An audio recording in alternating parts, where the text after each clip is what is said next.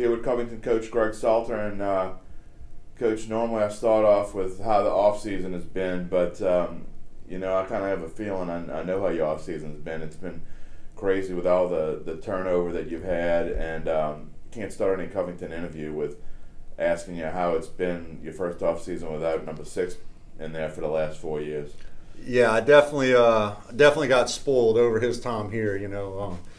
Devin he did so many things for our team, not just on the field but off the field. He was such a great leader and such a great, just individual in the locker room.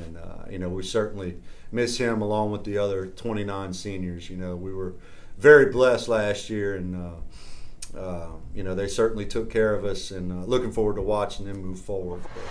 3 seconds, 2 seconds, 1 second, they snap it, delayed handoff. Brumfield up the middle. Devin Brumfield on his final carry of his prep career scores a touchdown. Yeah. Good for him. Yeah, Coach. That's great. A great way to end it, at least. Yeah. That being said, we turned the page, and right. And we're excited about, not focusing too much on what we lost, but excited about what we have back. And we feel like we got some good young kids. It's it's just somebody else's turn, somebody else's opportunity to just fall in line with those greats that just walked out the door for us. Well, I'd be remiss though if I didn't ask you, and I've asked you this before, but on camera here, just talk a little bit before we move ahead. How special was last year? It was. I mean, obviously it was fun. Anytime you're successful week in and week out the way we were, it was so much fun. But it was so rewarding to see them. They had worked so hard. As their coach, you get to see them when they come in as freshmen, and you get to watch them develop and to form those relationships with one another, the bonds with one another, and then just how much they put into that, and to see it pay off, because we don't. As coaches, as players, we can, I think we all work hard, yeah. And I'm not going to say anybody in particular, but, right. There's a team whether it's a team in the area that goes 1-9 or 2-8, I don't think I worked any harder than those coaches did. It was just fortunate that it was my turn. And so to see that pay off, because you're not always rewarded with the win on the scoreboard for your hard work, and that's okay. But fortunately for us last year, it was so much fun, and to be able to share it with those guys, to be able to see it come, full circle for all those guys, and there was nobody more deserving, and I wish, I wish we could have finished and played a couple more games. And that just wasn't the case, wasn't meant to be. And lastly, before we move on, it was also an emotional season for you because, the icon of this, not just the football program, but of this school, your grandfather, it was his last year on earth with us. I think the last game, he never missed games, but the last game he was able to make it out to, I think, was we had a home game against Slidell, so he was at that game. After that, he just wasn't really wasn't feeling able to come anymore. But he was listening to it on the radios. He was, he was still tuned in, and and then he was able.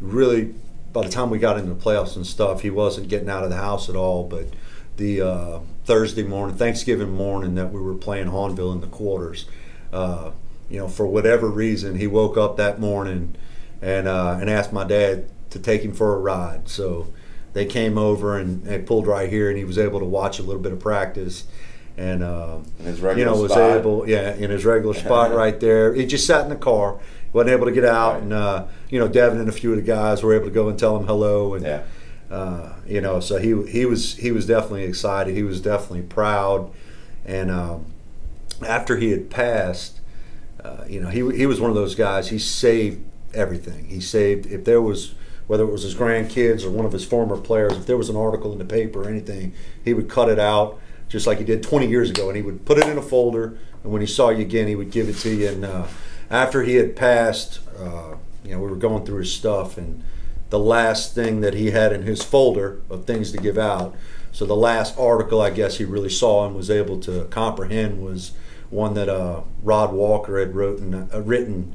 I think we were going into like week 9, and we were 8-0, and the headline was Covington's Lions or Salter's Lions making grandfather proud or something. So that was the last thing that he comprehended and cut out. So that was, that was pretty cool to see that was, maybe the last thing he grabbed onto and I don't think it's really coincidence. knew what was going on. I don't think it's coincidence either that he, he decided, okay, it's okay to go right after football season. No, not at all, not at all.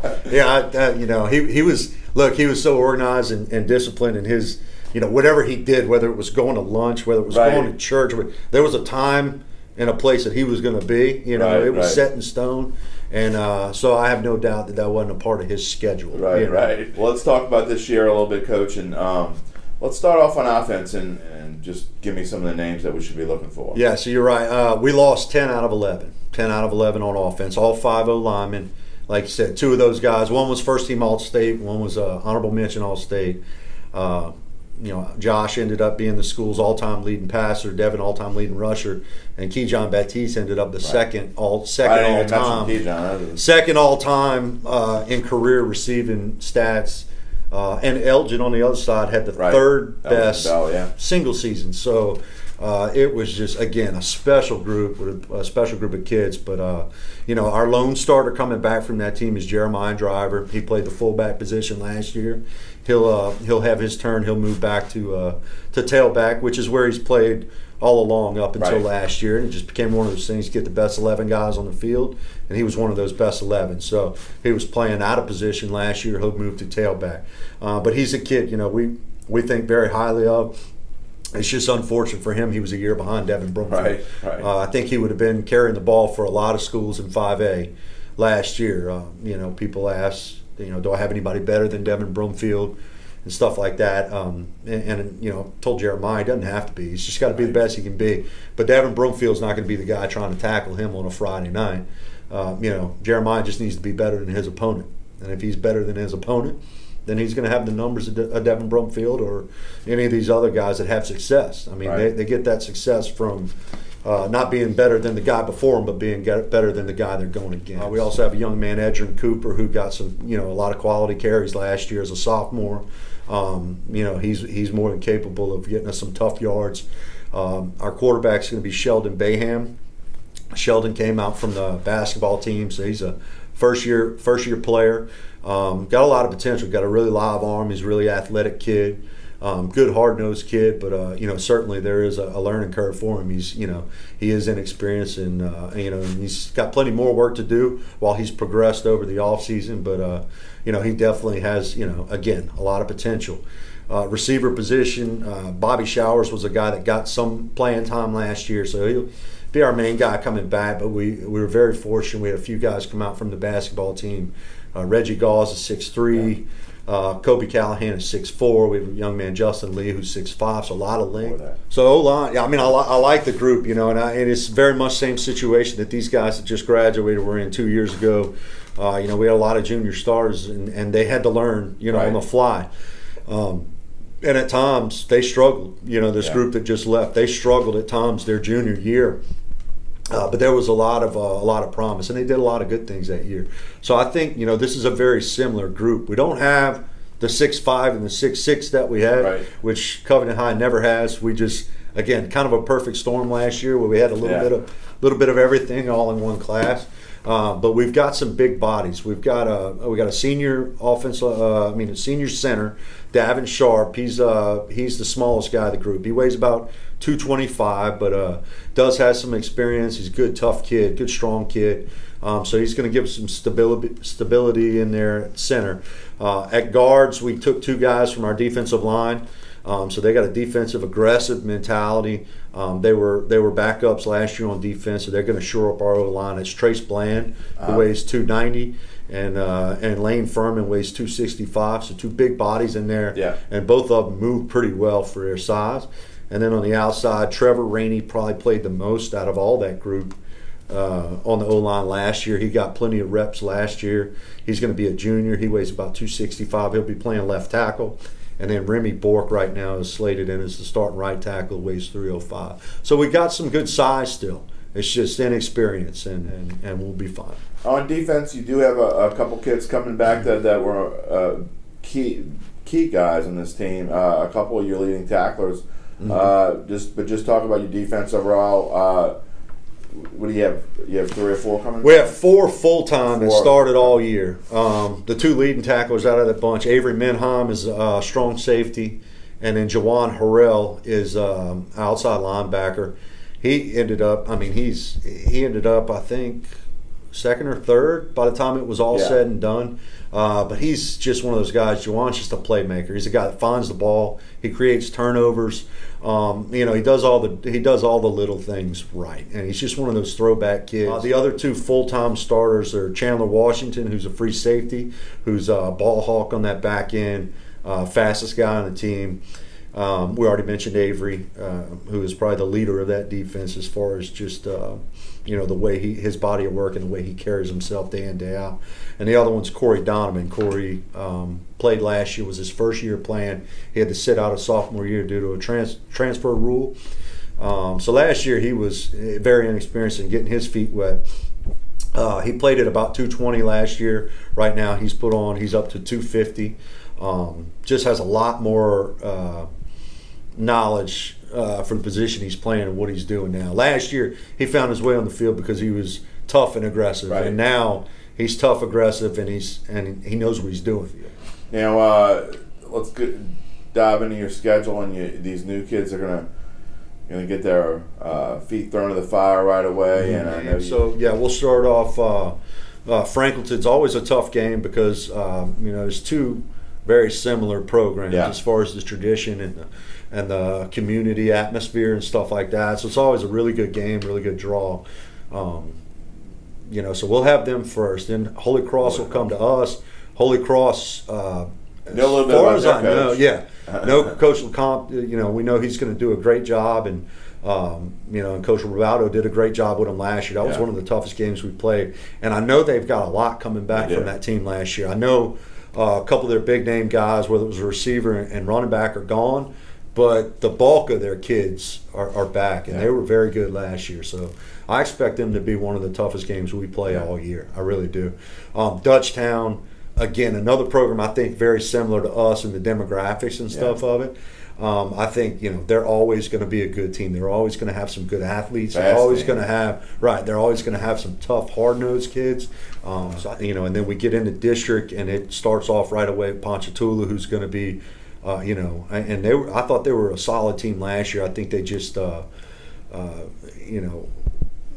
of snowballed. I think we, they were playing well before we played them. And look, we were where they were 2 years ago. They were unbelievable a couple of years ago when they had the Christian Campbells and all that group. They were loaded that year. And the district overall. We've got them, Slidell, and St. Paul. Those first 3 weeks. They could be. And I would say Slidell's got the most kids back from last year, so I think they've got a lot of potential to be very good. St. Paul is always going to be good. They're well coached. They've got good players every year.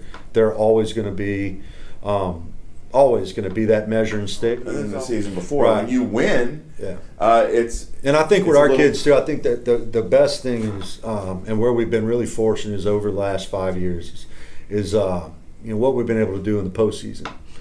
We have been a team that, look, we've hit hiccups just like everybody else, and we've had down games and everything else just like everybody else, but we've played really, really well, and that's a tribute to my coaching staff, honestly.